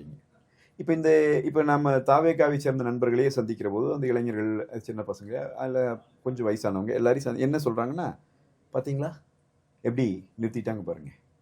பள்ளி கல்வித்துறையில் அப்ரூவலுக்கு வந்து பணம் வாங்கிட்டு இருந்திருக்காங்க திமுக, நிறுத்திட்டாங்க பார்த்தீங்களா? Best, right. இப்போ தாவேகா பிரச்சாரம் பண்ணுறது யாரு? இந்த சாதாரண கிரவுண்டில் இருக்க இந்த தம்பி தங்கைகள் தான், இந்த தாவேகாவினுடைய சாதாரண நடுத்தர குடும்பத்தை சேர்ந்தவர்கள் தான். இதனால் பலன் அடைஞ்சது யாரு? நான் இது செஞ்சது தப்புன்னு சொல்ல, சரியானது நானே வரவேற்கிறேன். ஆனால் இதனால் பலன் அடைஞ்சது யாரு? நீங்கள் அங்கே பதிவுத்துறையில் பார்ட்டி ஃபண்டை நிறுத்திட்டீங்க அப்படின்னு சொல்கிறீங்க இல்லைங்களா? அதனால் ஒரு ரியல் எஸ்டேட் பண்ணிட்டு இருக்கிற ஒருத்தர் இருக்கிறார் இல்லையா, ஒரு சில கோடிகளை முதலீடு செய்து இன்னும் கொஞ்சம் சில கோடிகளே அதில் லாபமாக எடுக்கக்கூடியவர். தவறில்லை, நல்ல தொழில் அது, அவங்க செய்கிறாங்க, கவர்மெண்ட் டேக்ஸ் கட்டுறாங்க, எல்லாம் பண்ணுறாங்க. அந்த தொழில் நடத்துகிறவர் உண்மையிலேயே லாபம் அடைகிறார். 1 கோடி ரூபாய்க்கு ஒரு 2 லட்சம் 3 லட்சம் வரைக்கும் அவருக்கு லாபம் தான். இதை பிரச்சாரம் பண்ணிட்டு இருக்கான்ல, இவனுக்கு என்ன லாபம்? அதனால தான் நான் மீண்டும் மீண்டும் அழுத்தமாக சொல்லுகிறேன், யானை தன்னை கட்டுகிற சங்கிலியை தானே சுமந்து கொண்டு வருவதைப் போல நம்முடைய மக்கள் தாவேகாவை சுமந்து வந்து விட்டார்கள். இது அவர்களுக்கு அவர்களுடைய பலம் புரிகிற போது இவர்கள் செய்து கொண்டிருக்கிற தவறுகள். நான் கேட்குறேங்கம்மா, இந்த ஆட்சி அமைஞ்சா 50 நாள் ஆச்சுங்கம்மா. மேட்டூர் அணை திறக்க வேண்டிய டேட் என்னங்க? ஜூன் 12. இன்னைக்கு என்னங்க நம்ம 2 பேசிட்டு ஜூலை 10ங்களா? திறந்துட்டாங்களா? 10 TMC தண்ணி கொடுக்கணுங்கம்மா கர்நாடகா ஜூன் மாதம். 9.7 சம்திங் 10 TMC கொடுக்கணும். கொடுத்துட்டானா? இந்த மாதம் 30 TMC வரணுங்கம்மா. வந்துருச்சா? வருமா? பேசியிருக்கீங்களா? வாய் திறந்திருக்கீங்களா? மத்திய அரசுக்கான சிறப்பு தூதரா, மாநிலத்துக்கான தூதரை யாரை போடுறீங்க? கர்நாடகாவை சேர்ந்தவரை போடுறீங்க. ஏன்னு கேட்டா அவர் கர்நாடகா இல்லை, அவர் ஆந்திராக்காரருங்கிறீங்க. ஏன் பண்றீங்க? இதுதானுங்க அரசியல். இந்த அரசியலுக்கு உங்ககிட்ட என்ன சொல்யூஷன் இருக்கு? உங்களால் என்ன செய்ய முடியும்? கார்பரேட்டுகள், நான் கேட்கிறேன், திரு விஜய் அவர்களுக்கு ஒரு படம் எடுத்து 200 கோடி ரூபா அவருக்கு, அவர் சொல்ற கணக்குப்படி 200 கோடி ரூபா சம்பளம் கொடுத்தாருங்கிறத தவிர இவருக்கு இருந்த தகுதி என்னங்கம்மா? அதை கேட்ட மரியாதைக்குரிய நிர்மல்குமார் நம்முடைய அமைச்சர் சொல்றாரு, அது ஒன்றும் பெரிய வேலை இல்லை, அது ஒன்றும் பவர்ஃபுல் அப்படின்னா உங்களுக்கு எந்த அளவுக்கு அரசியல் புரிதல் இருக்கு? ஒரு மினிஸ்டர் போய் அம்மா கீர்த்தனா அவர்கள் ஒரு அந்த பள்ளிக்கூட குழந்தைகிட்ட நடந்துக்கிறத நீங்க ஒரு ஊடகவியலாளர், எனக்கு தெரிஞ்சே நீங்க ஒரு 7-8 வருடங்களுக்கு மேல நானே உங்களை பார்க்குற ஊடகத்துல, நீங்க ஏத்துக்கிறீங்களா? அப்புறம் எங்களை ஏத்துக்க சொல்றீங்க? ஒரு பொலிட்டீஷியனா இருந்து நாங்க அரசியல் இருக்கிற எங்களை ஏத்துக்க சொல்றீங்க? அவங்க செய்தது சரியானது? அது யாராவது ஏத்துக்குவாங்களா? ஒரு அடிப்படை தகுதி நான் கேட்கிறேன். அப்ப இவ்வளவு சிக்கல், இவ்வளவு பிரச்சனைகள் வெறும் இந்த 50 நாட்கள்ல இந்த ஆட்சி மேல குறை சொல்றதுக்கு இருக்கு, விமர்சனம் சொல்றதுக்கு இருக்கு. ஏன் இவ்வளவு நாள் பேசாம இருந்தீங்க? இல்ல நாங்க பேசிட்டு பேசணும்ல. இல்ல அப்படி இல்ல, இதுவே நான் ஏர்லின்னு தான் நினைக்கிறேன். என்ன காரணம்னா, ஒரு பெரிய குற்றச்சாட்டு இப்ப நீங்க முன்னாடி கேள்வி கேட்டீங்க பாருங்க, அவங்க ஆட்சி அமைச்சிட்டாங்கிறதுக்காக இப்படி யோசிக்கிறீங்க, அப்படி இல்ல. நாங்களும் சரி, அது வந்துட்டாங்க, புதிதாக வந்திருக்கிறாங்க, காத்திருப்போம், அவங்க ஏதோ என்ன பழகட்டும், செய்யட்டும். எங்க பொதுச் செயலாளர் நீங்க சட்டமன்றத்தில் உட்கார்ந்து அவர் பேச நீங்க பார்த்திருப்பீங்க. மேகதாதுல இவங்க 6 மாசம் ஆகிற வரைக்கும் மேகதாது காத்திருக்காதுங்க. மேகதாதுல அணை கட்டுறதுக்கு துடிக்கிறாது கர்நாடகா. முதலமைச்சராக இப்ப பொறுப்பேற்று இருக்கிறவர் சகட்டு மேனிக்கு அடிச்சு விடுறார். கட்டித்தான் தீர்வு, முடிஞ்சா தடுத்து பாருங்கிறதா அவருடைய ஸ்டேட்மெண்ட். நியாயமா? நம்ம முதலமைச்சர் என்ன செய்யறார்? சட்டமன்றத்துல ஒரு நடுவர் மன்றம் வேணும்னு கேக்குறீங்க. நான் என்ன சொல்றேன், ஐயா நீங்க புதுசுதான், அதுக்காக நீங்க இப்படி எல்லாம் டேமேஜ் பண்ணி வச்சுட்டு போனீங்கன்னா ஆயிரக்கணக்கான பேர் செத்து வாங்கிட்டு வந்த உரிமை. அவன்லாம் போஸ்ட் ஒட்டணும் இல்ல, அவனெல்லாம் போஸ்ட் ஒட்டணும் இல்ல, டிக்கெட் கொடுத்தவன் இல்ல, அவனெல்லாம் உங்க பால் அபிஷேகம் பண்ணிட்டு இருந்தவன் இல்ல, இந்த மண்ணுக்கு மக்களுக்கு செத்து விழுந்தவன். அவன் வென்று வந்த உரிமை அந்த உரிமை. புரியுதுங்களா? இதே அதிமுக என்ன செஞ்சதுன்னு கேட்கிறான்ல, 37 நாடாளுமன்ற உறுப்பினர் வென்ற போது இதே அதிமுக தான் 19 நாட்கள் நாடாளுமன்றத்தை முடக்கி இந்த காவிரி உரிமையை பெற்றுச்சு. ஒட்டுமொத்த இந்தியாவின் தமிழ்நாட்டை நோக்கி திருப்பி அவர்கள் இந்த நாடாளுமன்ற உறுப்பினர் அதிமுகவை சேர்ந்தவங்க நாங்க செஞ்சோம். இன்னைக்கு நீ என்ன செய்யறீங்கன்னா நடுவர் மன்றம், அதுலயும் மரியாதைக்குரிய ஆதவர்ஜுன் அவர்கள் அமைச்சர் அன்னைக்கு பேசுகிற போது சொல்லுகிறார், மேகதாதுல அணை கட்டக்கூடாதுங்கிறத நம்ம நிலைப்பாடு, ஆனா கட்டலாமா வேண்டாமான்னு சொல்றதுக்கு நடுவர் மன்றம் வேணும். இது என்னது? அட கட்டக்கூடாதுன்னு ஏற்கனவே தீர்ப்பு இருக்கு, உச்ச நீதிமன்ற தீர்ப்பு இருக்கு, அதுக்கு முன்னாடி நடுவர் மன்ற தீர்ப்பு இருக்கு, எல்லாமே நமக்கு சாதகமா இருக்கு தமிழ்நாட்டுக்கு. அந்த தீர்ப்பை அமுல்படுத்த சொல்லி கேட்பையா புது நடுவர் மன்றம் போடுறேங்கிற? இன்னைக்கு அவன் ஒரு இன்ஃபுளுயன்ஸ் பண்ணி கொண்டு போய் அந்த நடுவர் மன்றத்தை வேற ஒரு தீர்ப்பு வாங்கிட்டு போயிட்டான்னா சாகரதா நாங்க எல்லாம் உட்காந்து டெல்டா மாவட்டத்துல? என்ன புரிதல் இருக்குது, என்ன அறிவிக்குது? அப்ப இதுக்கு நாங்க எப்படி இன்னும் காத்துட்டு இருக்கிறது? அப்ப இதை நாங்க மக்கள் மத்தியில் அம்பலப்படுத்துவதன் மூலமாக இந்த ஆட்சியாளர்களுக்கு செய்தியாகத்தான் கொண்டு போக விரும்புறோம். நாங்க அவங்களை ஒன்னும் இது பண்ணல, இவங்களுக்கு தயவு செய்து புரிதல் ஏற்படணும்னு சொல்றோம். ஒரு அமைச்சர் மேல போதைப் பொருள் குற்றச்சாட்டு வருது, சாதாரண குற்றச்சாட்டு அல்ல. இவன் நினைச்சுக்கிறான், நம்ம மக்களே என்ன நினைச்சுக்கிறாங்கன்னா அதுதான் தண்ணி போடுற மாதிரி போட்டிருப்பான், அப்படி அல்ல, அது போதைப் பொருள். என்னங்கம்மா விளக்கம்? ஏதாவது ஒரு முதலமைச்சர் வாய் திறந்து பேச வேண்டாம்? இன்னைக்கு எதுக்கு நீ பத்திரிகையாளர்கள் வெளியேற்றுனீங்க? விஜய் அவர்கள் கலந்து கொள்ளுகிற தனிப்பட்ட நிகழ்ச்சியாக இருந்து வெளியேற்று முதலமைச்சருங்க, முதலமைச்சர் பொதுமக்களை சந்திக்கிற நிகழ்ச்சி, எதுக்கு செய்தியாளர்கள் வெளியேற்றினாங்க? என்னங்க? அட எதையுமே கேட்க கூடாது, நாங்க இப்படியே ஓடுவோம், இப்படியே என்ன சொன்னாலும் சொல்லிப்போம். நான் ரொம்ப சில விஷயங்கள் மனசுல இருந்து என்ன சொல்றேங்கம்மா, எனக்கு இருக்கிற வருத்தங்களை சொல்றேன். திரு ஆனந்த் அவர்கள் அந்த கட்சியினுடைய பொதுச் செயலாளர் அமைச்சர், அவர் சொல்றாரு, இந்த புதுசா போறவங்களுக்கு அவர் சொல்றாரு, இந்த ஏற்கனவே நம்ம ரசிகர் மன்றத்தில் இருந்த யாரும் மனசு விட்டுற வேண்டாம். கேட்டீங்களா? அது உள்ளாட்சி தேர்தல்களில் உங்களுக்கு உரிய முக்கியத்துவம் வழங்கப்படும். தொடக்க காலத்திலிருந்து 20 வருஷத்துக்கு முன்னாடி இருந்து போஸ்டர் ஒட்டி தளபதி அவர்கள் முதலமைச்சர் ஆவார் என்பதே தெரியாத போது யாரெல்லாம் அவரோடு நின்று போஸ்டர் ஒட்டி டிக்கெட் கொடுத்து அவர் வளர்ச்சிக்காக பாடுபட்டீர்களோ அவர்களையெல்லாம் மறந்துவிட மாட்டோம், அவர்களுக்கு பதவி கொடுப்போம். நான் கேட்கிறேன், 20 வருஷத்துக்கு முன்னாடி நான் கூடங்குளம் அணு உலை பிரச்சனைக்கு போராடிட்டு இருந்தோம். 20 வருஷத்துக்கு முன்னாடி, இந்த 10 வருஷத்துக்கு முன்னாடி ஜல்லிக்கட்டுக்கு போராடிட்டு இருந்தோம். நாங்கள் இலங்கை ஈழத்துல தமிழர்கள் இனப்படுகொலை செய்யப்பட்டதற்கு எதிராக நின்று போராடிட்டு இருந்தோம், உயிர் கொடுத்தோம், செத்து விழுந்தோம். அப்ப நாங்க என்ன நினைக்கிறோம்னா, போஸ்டே விட்டிருக்கலாம்டா, என்னையா வழிகாட்டுறீங்க? இந்த ஓட்டு போட்டீங்கல்ல, இத்தனை இந்த 108 தொகுதியில் வெல்லுவதற்கு ஓட்டு போட்டு தமிழ்நாடு முழுக்க இந்த விசில் சின்னத்துக்கு ஓட்டு போட்டீங்கல்ல, உங்க பையன் பிள்ளையெல்லாம் இந்த மாதிரி இருந்து அவங்க பதவி வரணும்னு தான் நீங்கள் நினைக்கிறீங்களா?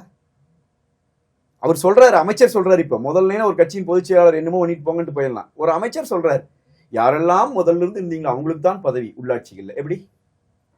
அப்ப நாம் என்ன நினைக்கிறோம்னா, இதுல 2 வாய்ப்பு தான் இருக்குங்க. நான் எல்லாத்துக்கும் சொல்றேன், எந்த கட்சியை சேர்ந்தவங்க 2 வாய்ப்பு தான் இருக்கு. ஒண்ணு, இது திருந்தாது, இந்த நாடு இப்படித்தான் போகும் என்று விட்டுட்டு போகலாம். இன்னொன்னு, இந்த நேரத்திலே தான் நாம் அதிகமாக உழைக்க வேண்டும் என்று பொறுப்புணர்ந்து இன்னும் வழிகளை நாம் சுமக்கலாம்.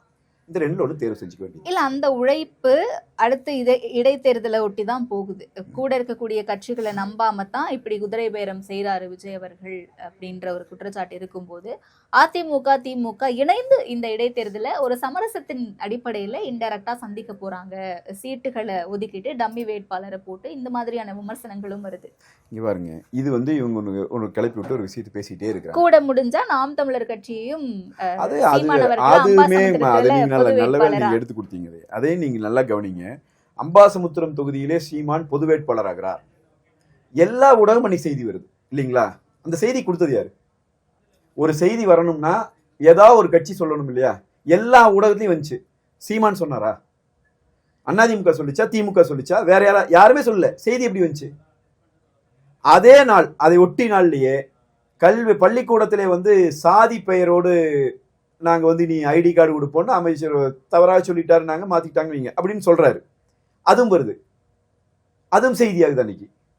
அன்னைக்கு மட்டும் ஒரு 3 பரபரப்பு செய்தி ஓட்டுது. எதுக்கு தெரியுங்களா? அன்னைக்கு தான் இந்த மரியாதைக்குரிய மாண்புமிகு அமைச்சர் கில்லி சரத் அவர்களினுடைய லீலை வெளியே வந்த நாள். அந்த செய்தி வந்த அன்னைக்கு இந்த 3-4 செய்திகள் பரபரப்பாகுது. அப்புறம் போயிடுச்சு. இப்ப நீங்க எங்கிட்டே கேட்கறீங்க பாருங்க, சீமானும் சேர்ந்து நீங்களும் சேர்ந்து. அவரும் சீமானும் சொல்லல, நாங்களும் சொல்லல, திமுகவும் சொல்லல, அப்படி ஒரு சிந்தனையே இல்ல. ஆனா எல்லா ஊடகத்திலையும் செய்தி வருதுன்னா யார் செய்யறா? நாங்க பங்காளிகள் தானே. இதுக்கு முன்னாடி ஒன்னா தானே இருந்தோம். அதிமுகவும் திமுகவும் இணைந்தா என்ன தப்பு அப்படிங்கறத அமைப்பு செயலாளர் RS பாரதி அவர்களே பேசுறாரு. அப்ப இதெல்லாம் கேட்கும் போது ஒருவேளை இருக்குமோ அப்படின்னு மக்களுக்கு தோணுமா? மக்களுக்கு தோணலாம். RS பாரதி சொல்றாருன்னா என்ன தப்பு இருக்கு? அவருக்கே தோணும். தப்பு சரிங்கிறதுக்குள்ள நான் போலீங்க. இப்ப இந்தியாவையே 2ஆக பிளந்து வச்சிருந்த 2 இயக்கங்கள் காங்கிரஸும் கம்யூனிஸ்டும். சரிங்களா? காங்கிரஸும் கம்யூனிஸ்டும் ஒரு கூட்டணிக்குள்ள இவ்வளவு தூரம் கூட்டணியில் இருந்து பண்ண முடியும்னு சொன்னா, நீங்க திமுக அதிமுகவை பத்தி இவங்க அதெல்லாம் ஒரு பக்கம். ஆனால் அதிமுகவை பொறுத்த வரைக்கும் நாங்கள் தெளிவாக இருக்கிறோம். நாங்கள் திமுக மீது வைத்த விமர்சனங்களிலே உறுதியாக இருக்கிறோம். இன்னைக்கு இல்லைங்க, இந்த தாவேக 10 வருஷத்துக்கு முன்னாடி நாங்கள் அதைத்தான் சொல்லிட்டு இருக்கிறோம். ஏற்கனவே ஒரு முறை எங்களுடைய துணை பொதுச் செயலாளர் மரியாதைக்குரிய அண்ணன் KP முனுசாமி அவர்கள் தெளிவாகத்தான் சொன்னார். பாரதிய ஜனதா ஒரு பிரச்சனை வந்த போது நாங்கள் பங்காளிகள், பாரதிய ஜனதா விட்டு நாங்கள் இடம் கொடுக்க முடியாது என்று நாங்கள் பேசியிருக்கிறோம். இது ஏன் அப்படி சொல்றாங்கன்னா, கொள்கை என்பது ஒரே கொள்கையில இருந்து பிறந்தவர்கள். ஆனால் மாறுபட்டோம். நாங்கள் கருணாநிதி அவர்களின் குடும்பத்தால் ஏற்றுக்கொள்ளப்பட்டிருக்கிற அந்த தலைமை ஏற்றுக்கொண்டிருக்கிற திமுகவை ஏற்றுக்கொள்வோம் என்பதற்கு பேச்சுக்கே இல்லை. அதெல்லாம் நாங்க அந்த வச்ச விமர்சனங்கள் அப்படியே இருக்கு. ஆனால் இதை ஒரு காரணமாக சொல்லி இப்படி ஒரு நெரேட்டிவ் செட் பண்றது மூலமா இவன் எப்படி தப்பிச்சுட்டு இருக்கிறான்னு பாருங்க. இவர்களிடம் இருக்கிற இந்த சோசியல் மீடியால என்ன பொய்யை வேண்டுமானாலும் எப்படி வேணாலும் பரப்பிவிட முடியுங்கிற இந்த விஷயத்தை வச்சுட்டு தான் இவங்க மக்களை இந்த அளவுக்கு குழப்பிட்டு இருக்கிறாங்க. இவர்களால் ஏற்படுத்தப்பட்டிருக்கிற குழப்பம் மாநில உரிமைகளை இழந்துட்டு இருக்கிறோம். ஒண்ணு, நமக்கு சம்பந்தம் இல்லாதவர் கொண்டு போய் மத்திய அரசுக்கான தூதரா போடுறீங்க. 2வது, மேகதாதுல நம்முடைய உரிமையை நீங்கள் விட்டு கொடுத்துட்டீங்க, முடிஞ்சது. அது பல்கலைக்கழக குழுல போடுறதுக்கு மத்திய அரசு கேட்டு போடணுங்கிறீங்க. இருக்கிற உரிமைகள் அத்தனையும் கொஞ்சம் கொஞ்சமா நீங்க கைவிட்டு இருக்கிறீங்க. இதனுடைய முடிவு எங்க இருக்கும்னா, விஜய் அவர்கள் இந்த ஆட்சி கட்டிலிருந்து இறங்குகிற போது தமிழ்நாடு ஒட்டுமொத்தமாக சவக்காடாக மாறிப்போம். நாம் பெற்று வைத்திருக்கிற அத்தனை உரிமைகளையும் இழந்து போய்விடுவோம். நான் இப்பொழுதும் சொல்லுகிறேன், அதிமுக பாரதிய ஜனதா கூட்டணியில இருந்த போதுதான் எங்கள் பொதுச் செயலாளர் பாதுகாக்கப்பட்ட வேளாண் மண்டலம் என்று சொல்லி மத்திய அரசினுடைய திட்டத்தை எதிர்த்து நாங்கள் தஞ்சை மண்ணை காப்பாற்றினோம். இதுதான் எங்கள் இயக்கத்துக்கு வரலாறு. புரியுதுங்களா? உங்களுக்கு என்ன வரலாறு? நீங்கள் செய்தது என்ன? 60 ஆண்டு காலம் தமிழர்கள் புறக்கணித்த 60 ஆண்டு காலம் இது பிற்போக்குத்தனத்தின் உச்சத்தை தொட்டிருக்கிற, என்றைக்குமே நமக்கு ஒத்துவராது, நமக்கு துரோகி என்று தமிழர்களால் 60 ஆண்டு காலம் புறக்கணிக்கப்பட்ட காங்கிரஸை தூக்கி இதுதான் புதிய மாற்றம் என்று நீங்கள் சொல்லுகிறீர்கள். எவ்வளவு பழைய ஒன்றை எடுத்து இது புதிது என்று நீங்கள் தமிழர்களை நம்ப வைக்கிறீர்கள்.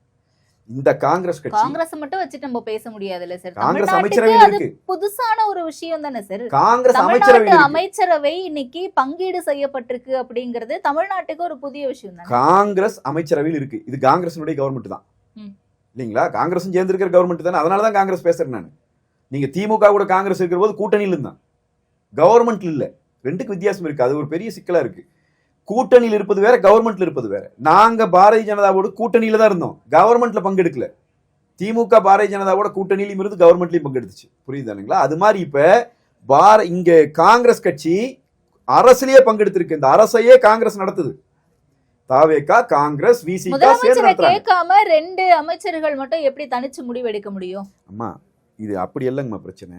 இந்த அமைச்சரவை கூடி முடிவெடுக்குது அப்படின்னு சொன்னா அது காங்கிரஸினுடைய முடிவும் காங்கிரஸும் சேர்ந்து எடுக்கிற முடிவு. இப்ப அதிமுக ஒரு முடிவு எடுக்குது, நாங்க ஆட்சியில் இருக்கிற போது எங்க கூட்டணி கட்சிக்கு அதுக்கு சம்பந்தம் கிடையாது. எங்க கூட்டணி கட்சி எதிர்த்து போராடும். நான் ஒரு முடிவு எடுத்துட்டேன்னா கூட்டணி கட்சி எதிர்த்து போராடும். ஏன்னா அவங்க கவர்மெண்ட் நடத்தல, கூட்டணியில் இருந்தாங்க, அவங்க வெளியே எதிர்கட்சியா தான் இருக்கிறாங்க. இப்ப காங்கிரஸ் கட்சி போனதுல பாத்தீங்கன்னா இப்ப கூட சிபிஐ சிபிஎம் விஜய் அரசியல அவருடைய ஆட்சியை எதிர்த்து போராட முடியும். ஏன்னா இந்த ஆட்சிக்கு அவங்க பொறுப்பேற்க மாட்டாங்க. ஆட்சி அமைறதுக்கு அவங்க ஆதரவு கொடுத்துருக்காங்களே ஒழிய ஆட்சிக்கு அவர்கள் பொறுப்பு இல்லை. ஆனால் நீங்க எப்போ அமைச்சரவையில பங்கெடுக்கிறீங்களோ ஆட்சிக்கு நீங்கள் பொறுப்பு. உங்களுக்கு தெரிந்துதான் அது நடக்கிறது. நீங்கள் தான் அந்த இதுக்கு அங்கம் வகிக்கிறீங்க. அதனால இது நடக்கிறது காங்கிரசினுடைய கவர்மெண்ட்டும் கூட. 60 ஆண்டு காலம் தமிழர்களால் புறக்கணிக்கப்பட்ட ஒரு இயக்கம். அந்த இயக்கம் என்ன தமிழர்களுக்கு நன்மை செய்து அந்த இயக்கம் பாவ மன்னிப்பு வாங்குச்சு? அதான் நான் கேட்கிறேன். என்ன நீ நன்மை செய்து இப்ப அமைச்சரவையில் உட்கார்ந்தீங்க? நீங்களும் இப்படி கேட்கறீங்க பாருங்க. அமைச்சரவையில் வந்திருப்பது புதிய மாற்றம் தான். இந்த மாற்றம் எவ்வளவு பெரிய ஏமாற்றம். 2009 ஈழத்தில் நடந்த இனப்படுகொலைக்கு மன்னிப்பு கோருதா காங்கிரஸ்? மன்னிப்பு கேட்டுட்டு தமிழ்நாட்டுக்கு அமைச்சரவையில் உட்கார்ந்து இருக்கிறியா நீ? இல்ல மொழி போருக்காக செத்து விழுந்தான் பாருங்க, அத்தனை பேரையும் சுட்டுக்கொண்ட காங்கிரஸ் கட்சி. அதுக்கு நீங்க மன்னிப்பு கேட்டுட்டு தாங்க உட்கார்ந்துட்டு இருக்கிறியா? ஒட்டுமொத்த இந்தியாவையும் 60 ஆண்டு காலம் நாசப்படுத்திய காங்கிரஸ் கட்சி இன்றைக்கு ஆட்சி அமைக்கிறதுக்கு நீ வழி ஓடிட்டு இருக்க. நான் உங்களுக்கு சொல்றேன், இந்த கார்பரேட் மயமாக்கப்பட்டது எவ்வளவு பெரிய சிக்கல் நான் உங்களுக்கு சொல்றேன். 60 ஆண்டு கால பழைய ஒன்றை, கெட்டுப்போன ஒன்றை, பிற்போக்குத்தனமான ஒன்றை, ஒரு இனத்தையே கொன்றளிப்பதற்கு துணை போன ஒன்றை, இதுதான் புதிய மாற்றம் என்று நம்மிடம் கொடுக்கிறார். இங்க பிளவுவாதத்தை கொண்டு வரக்கூடிய ஒரு அரசியலை பாஜக செய்யறாங்க. அப்ப அவங்க கூட அதிமுக கூட்டணி வைக்கலாம், அது தப்பு கிடையாது அப்படின்ற ஒரு விமர்சனமும் என்ன பிளவுவாதம்? நானும் இப்ப சொல்றேன், பாரதிய ஜனதா கட்சி இப்ப எங்க கூட்டணியில் இருந்தது இல்ல, எவ்வளவு தெளிவா அறிவிச்சோம், ஆட்சி தனித்து தான் அமைப்போம். பாரதிய ஜனதா கட்சியை நாங்க அமைச்சரவையில் சேர்த்திக்கிறோம் சொன்னோமா? பாரதிய ஜனதா கட்சி முதல்ல எங்கிட்ட அமைச்சரவைக்கு வரேன்ச்சா? இல்ல இப்ப பாரதிய ஜனதா கூட்டணியில் தான் இருக்கிறோம். மத்தியில் நடக்கிறது கூட்டணி அமைச்சரவை தானே. நாங்கள் பங்கெடுத்திருக்கோமா? எங்கள் ராஜ்யசபா மெம்பரும் இருக்கிறாங்கல்ல, நாங்கள் அமைச்சரவை வாங்க முடியுமில்ல. ஏன் வாங்கல? இன்னைக்கு இல்லை, 2017 நாங்கள் வாங்கல. அம்மா இருக்கும் போதும் வாங்கல, எந்த காலத்திலையும் நாங்கள் வாங்கல. மத்திய அமைச்சரவையில் நாங்கள் பங்கு எடுக்க. அவங்க இருக்கும்போது கூட்டணியே இல்லை. கூட்டணி ஒரு முறை இருந்த போதும் அதன் பிறகு ஆமா அதன் பிறகு இல்லை. பிறகு இருந்த போதும் நாங்கள் வாங்கினது இல்லை. எடப்பாடியார் காலத்தில் கூட்டணி அமைச்சோம், ஆனால் வாங்கினது இல்லை. இப்போ அதுதான் நான் தெளிவாக சொல்றேன். அந்த கவர்மெண்ட்ல பாரதிய ஜனதாவை கொண்டு வந்தால் பாரதிய ஜனதாவினுடைய அவர்கள் செய்த பிழை என்று நீங்கள் எதை சுட்டி காட்டினால் அதுக்கு நாங்கள் பதில் சொல்லணும். இப்ப கொண்டு வந்திருக்கார், பதில் சொல்லணும். நான் திமுக ஆட்சி இருந்தப்ப திமுக தான் பேசணும். நான் காங்கிரஸ் பேசலையே. என்ன காங்கிரஸ் அன்னைக்கு அமைச்சரவையில் இல்லை, ஆட்சி நடத்தியது திமுக, காங்கிரஸ் கூட்டணியில் இருந்தது. புரியுதுங்களா? அது ஒரு தொங்கு சதையாக இருந்த அமைப்பு. இன்றைக்கு அதை தூக்கிட்டு போய் தமிழர்களினுடைய தலையிலே மிளகாய் அரைத்துக் கொண்டிருக்கிற வேலையை திரு விஜய் அவர்கள் பார்ப்பார் என்று சொன்னால் தாவேகா எவ்வளவு பிற்போக்குத்தனத்தை தமிழர்களின் தலையிலே முற்போக்கு சிந்தனை போல திணிக்கிறது என்பதை மக்கள் புரிந்து கொள்ள வேண்டும், உணர வேண்டும். நிறைவான கேள்வி, இந்த இடைத்தேர்தல்ல விட்ட இந்த ரிசைன் பண்ண சீட்டுகளை பிடிக்கிறதுக்கு அதிமுகவுக்கு தெம்பு இருக்கா? உறுதியா வெற்றி பெறுவோம். என்ன சந்தேகம் உங்களுக்கு? திருச்சி கிழக்கும் சேர்ந்து வெல்லுவோம். அதை நாங்கள் ஏற்கனவே வெல்லலை, அதையும் சேர்ந்து வெல்லுவோம். என்ன என்ன ஏன் நீங்க என்ன நினைக்கிறீங்க? என்னங்க ஒன்றும் நடத்தலைங்க. 106 107 தொகுதிங்க. என்ன நீங்க ஒரு 20 தொகுதி மாறி இருந்துச்சுன்னா ஆட்டம் வேற மாதிரி மாறி இருக்கும். புரியுதுங்களா? இதெல்லாம் ஒன்றும் இல்லை. 18 மாவட்டங்கள்லயும் என்னமோ ஒரு பிரதிநிதித்துவம் இல்லாத ஒரு கட்சி ஆட்சியில் உட்காந்துட்டு இருக்குது. வேணுமா அப்ப நம்மள அப்படியே இது பண்ணிட்டு இருக்கோம். அப்படியே ஒரு ஆட்சி வந்த உடனே எல்லாம் ஒன்றும் நடக்காது. நீங்க மக்கள் தெளிவாகத்தான் இருக்கிறார்கள். எப்படா இப்படி ஒரு விபத்து நடந்துச்சுன்னு மக்கள் இன்றைக்கு அவர்கள் புலம்புகிற காட்சியை தான் நான் பார்க்கிறோம். அதை விட மிக முக்கியம், இந்த ஆட்சி வந்த பிறகு இவர்களுக்கு ஏற்பட்டிருக்கிற அகந்தை இருக்குது பாருங்க, அந்த தலைக்கணம் இருக்குது பாருங்க, அது அறிவார்ந்த மக்கள் மத்தியிலே, கொஞ்சம் சிந்திக்கிற திறன் கொண்டு இருக்கிற இளைஞர்கள் மத்தியில மிகப்பெரிய அதிருப்தியை ஏற்படுத்தி இருக்கிறது. இதுக்கு இவ்வளவு ஆடுறாங்க. நீங்க ஒரு விவாதத்துல பேசுகிற போது பார்த்தா இனி நாங்கள் தான், இனி 20 வருஷத்துக்கு நாங்கள் தான். எதுக்கு நீ யார் நீ போய் ஒரு ஆய்வு பண்ணுறேன்னு சொல்லிட்டு, எனக்கே கோயம்புத்தூர்லிங்கம்மா நம்ம இடமெல்லாம் சொன்னால் சிக்கலாக போகுங்கிறதுக்காக யோசிக்கிறேன். கோயம்புத்தூர் அரசு மருத்துவமனையில் ஒரு கேம்ப் போடுறாங்க, சரிங்களா? ஒரு சில மருத்துவர்கள் எல்லாம் கலந்துக்கிறாங்க, ஒரு கேம்ப்பு. அந்த கேம்ப் போடுற இடத்துல ஒரு 4-5 பேர் வந்து ஆய்வு செய்கிறவ யார் நீன்னு கேட்டால் அவரு மினிடோர் வச்சு வண்டி ஓட்டுறவர். அது சரி, நீனே ஆய்வு பண்ற. அவரு வந்து கேட்குறாரு, ஏன் வேலை நேரத்தில் இங்கே இருக்கிறீங்க, ஏன் நீங்கள் ஹாஸ்பிட்டல் போகல? நீங்கள் யார் சார்? நான் தாவேக்கால இருக்கிறேன்.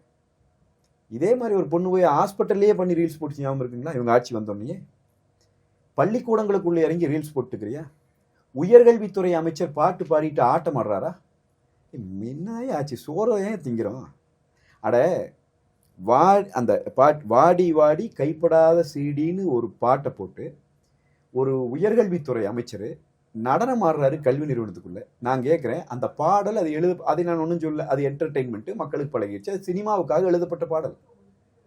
அது நீ போட்டு எந்த இடத்துல ஆடுவ? கழிவறையும் உணவரையும் ஒரே இடத்துல இட வச்சுக்குவீங்க, அதையும் நியாயப்படுத்துற என்ன இது? அவன் ஒரு அமைச்சர் போய் ஆடுறாரு, அந்த பாட்டை போட்டுட்டு அது ஒரு பள்ளி மாணவர்கள் மத்தியில் சினிமா பாட்டை ஒழிக்க வர்றீங்க. நீங்கள் மரியாதைக்குரிய ஐயா நெல்லை கண்ணன் அவர்கள் மறைந்து விட்டார். அவர் இருக்கிற போது ஒரு கூட்டத்தில் சொன்ன செய்தி தான் நான் சொல்கிறேன். தமிழர்களுக்கு ஒரு புரிதல் வந்து தொலைக்க வேண்டும். சினிமாவுக்கு போகணும், படம் பார்க்கணும், கழிவறைக்கு போகணும், விட்டுட்டு வரணும், அள்ளிட்டு வரக்கூடாது. சினிமாவிலேருந்து அள்ளிட்டு வர்றேன், கல்லூரிக்குள்ளே கொண்டு போய் பள்ளிக்கூடங்களுக்குள்ளே கொண்டு போய் இந்த பாட்டை போட்டுட்டு ஆடுறேன். இதையெல்லாம் இந்த அறிவார்ந்த சமூகம் ரசிக்கும்னு நினைக்கிறியா? உனக்கு வாக்களிச்சா என்ன நடக்கும்னு பார்க்கலான்னு நினச்சி வாக்களித்தவங்க தான் உனக்கு பாதிக்கு மேலே. உன்னுடைய 34 விழுக்காடுல கிட்டத்தட்ட 20 விழுக்காட்டு பேர் சரி என்னதான் பண்ணுவாங்கன்னு பார்க்கலான்னு நீ இதைத்தான் பண்ணிட்டு இருக்கிற. எப்படி ஒரு அருமையான நடனம் தஞ்சாவூர் எம்எல்ஏவோட நடனம் பார்த்தீங்களா இல்லையா? ஐயோ, வெக்கமா இல்லைங்களா? இந்த சமூகத்தில் இது அதற்கு முன்னாடி அவன் இல்லையா, அதற்கு முன்னாடி இவன் இல்லையா? அவனெல்லாம் இருந்து நீ தானே மாற்றின்ட்டு வந்த. நீ எப்படிப்பட்ட மாற்றம் வச்சுக்கிற? போதைப் பொருள், தண்ணி போட்டு நடனம் ஆடுறவன், என்னென்ன கருமெல்லாம் நீ பேசணும்னா ரொம்ப அறிவுறுப்பாக போகணுமா அதனால் நான் சொல்கிறேன், சரியாக இந்த 6 தொகுதிகளிலும் அதிலும் இவர்கள் செய்திருக்கிறதுக்கு முதல்ல இந்த 6 தொகுதிக்கு தேர்தலே வராதுங்கிறத என்னோட கணிப்பு. ஏன் அப்படின்னா, இந்த 3 பேர் முதல்ல ராஜினாமா பண்ணாங்க பாருங்க, திரு ஜெயக்குமார், மரகதங்க முறையில், இவங்க 3 பேர் பண்ணாங்கல்ல. அதற்கு பிறகு காலியான இடங்களுக்கு தேர்தல் ஆணையம் தேர்தல் அறிவிச்சிட்டாங்க வேற மாநிலங்களில். ஆனால் இந்த இடங்களுக்கு அறிவிக்கல என்றால் குதிரை பேரம் நடந்ததற்கான முகாந்திரங்கள் இருப்பதாக தேர்தல் ஆணையம் நம்புகிறது என்பதைத்தான் நாம் பார்க்க வேண்டியிருக்கிறது. எனவே இந்த வழக்கு பாயும் என்று சொன்னால் இவர்கள் சிறைப்படுத்தப்பட வேண்டிய குற்றத்தை செய்திருக்கிறவர்கள். தேர்தல் வரும்னே நான் நினைக்கல. வந்தால் பொது தேர்தலாகவே வந்தாலும் வரும், அந்த அளவுக்கான நிலைமைகள் தான் இருக்கும். தேர்தல் வந்தது என்று சொன்னால் நான் சொல்லுகிறேன், தாவேகா டெபாசிட் எடுக்கும். அந்த அளவுக்கு களத்தில் மக்கள் கோபத்தோடு இருக்கிறார்கள். நீங்க தான் போய் இதே விஜயபாஸ்கரை சொன்னீங்க, ஊழல் சக்தி, இவர்களெல்லாம் ஊழல் செய்து விட்டார்கள். இன்றைக்கு எப்படி கட்டி தழுவி கொள்ளுகிறீர்கள்? விஜயபாஸ்கர் அவர்களே விஜய் அவர்களை எவ்வளவு விமர்சிச்சிருந்தாரு, ரொம்ப கடுமையா. அதனால காலம் அதற்கெல்லாம் ஒரு பெரிய பதிலை சொல்லும். எனவே நாம் அதை பற்றி பெருசாக கவலைப்பட்டிருக்க வேண்டியதில்லை. அதே மாதிரி இவ்வளவு பெரிய அகந்தையும் அகம்பாவும் தேவையில்லை. ஆளுகிறவர்களுக்கு அது இருக்கக்கூடாது. சட்டமன்றத்துக்குள்ள முதலமைச்சர் பேசுகிற உரையாக இருக்கட்டதெல்லாம் ஒரு மாண்புமிகு சட்டமன்றம். நீங்கள் எல்லாமே சர்க்காஸ்டிக்காகவே அணுகிறதுங்க. இது எப்படிங்க? முழுநீள காமெடி படம்னு சொல்கிறாங்கல்லங்க, அந்த படங்களில் கூட இவ்வளோ இதாக இருக்காது. அவ்வளோ சர்க்காஸ்டிக்காக போய் சட்டமன்றத்துக்குள்ளே அப்படியே உட்காந்துக்கிறது. எந்த அமைச்சர் என்ன பேச ஒன்றும் இல்லை, இருந்தாலும் எந்திரிச்சு எதையோ ஒன்று பேசுறது, செய்கை செஞ்சு காட்டுறது. இதுதான் மாற்றம்னாங்கன்னா சரி, இந்த மாற்றத்துக்குள்ளேயும் சண்டை போடுவோம் நம்ம. இதுதான் மாற்றம்னு இவங்க சொன்னாங்கன்னா இந்த காலகட்டத்தில் எதிர்ப்புரட்சி தான் புரட்சியே. எனவே அது அந்த கற்றவர்களுக்கு நல்லா தெரியும், கம்யூனிஸ்டுகளுக்கு இன்னும் நல்லா தெரியும் நான் பயன்படுத்துகிற இந்த சொற்கள் எல்லாம். எனவே சமூகம் தயாராகட்டும். இவர்களுக்கு எதிரான ஒரு பெரும் புரட்சியை நாம் கட்டமைக்கணும். இந்த ஹீரோ வர்ஷிப் பண்ணிட்டே பின்னாடி சுத்துற ஒரு குழு ஒரு நாட்டினுடைய எதிர்காலத்தை தீர்மானிக்கிற இடத்திற்கு வந்துவிடும் என்று சொன்னால் அதை விட ஒரு கேடு இந்த நாட்டிற்கு இல்லை. நான் சொல்லுகிறேன், உங்கள் பையன் பிள்ளையை படிக்க வச்சீங்க, பாடுபட்டீங்க, ரொம்ப கஷ்டப்பட்டு படிக்க வச்சீங்க. நீங்கள் எத்தனையோ திட்டங்களை முன்பிருந்த அரசுகள் கொடுத்தார்கள். அந்த திட்டங்கள் எல்லாம் பயன்பட்டன. அந்த குழந்தைகள் படித்து வேலைக்கு போய் அவனை நல்ல மதிப்பெண் வாங்கினா, பாடுபட்டா, அவனும் போய் கஷ்டப்பட்டு வேலை வாங்கினா, எல்லாம் பண்ணான். அவனெல்லாம் அடைய முடியாத உச்சத்தை டிக்கெட் விட்டு இருந்தவன் அடைஞ்சிட்டான், பால் ஊற்றிட்டு இருந்தவன் அடைஞ்சிட்டான். அதுதான் கரெக்டு அப்படின்னு இந்த பெற்றவர்கள் நினைப்பார்கள் என்று சொன்னால் வாழ்த்துகள், நடக்கட்டும். ஒன்றும் ஆயிரப்போதில்லை. எங்களை என்ன கொன்னா போடுவாங்க, மீறி மீறி போனால் இப்போ மாரிதாஸ் கைது பண்ண மாதிரி அடுத்து உங்களை பண்ணுவாங்க. இன்னும் 2 நாள் கழிச்சு இன்னும் 2 ஊடகவியலாளர்கள் கைது பண்ணுவாங்க. அதை இவங்க செய்யத்தான் போகிறாங்க. அதை நாம் எதிர்கொள்வோம். நிச்சயமா. அப்ப இந்த அரசு எப்படி எதை நோக்கி நகர போகுது அப்படிங்கறத நம்ம பொறுத்திருந்து பார்த்து அடுத்த நேர்காணல விரிவா பேசுவோம். தெளிவான விளக்கங்களை கொடுத்தீங்க. நன்றி சார். மிக்க நன்றி. மிக்க நன்றி.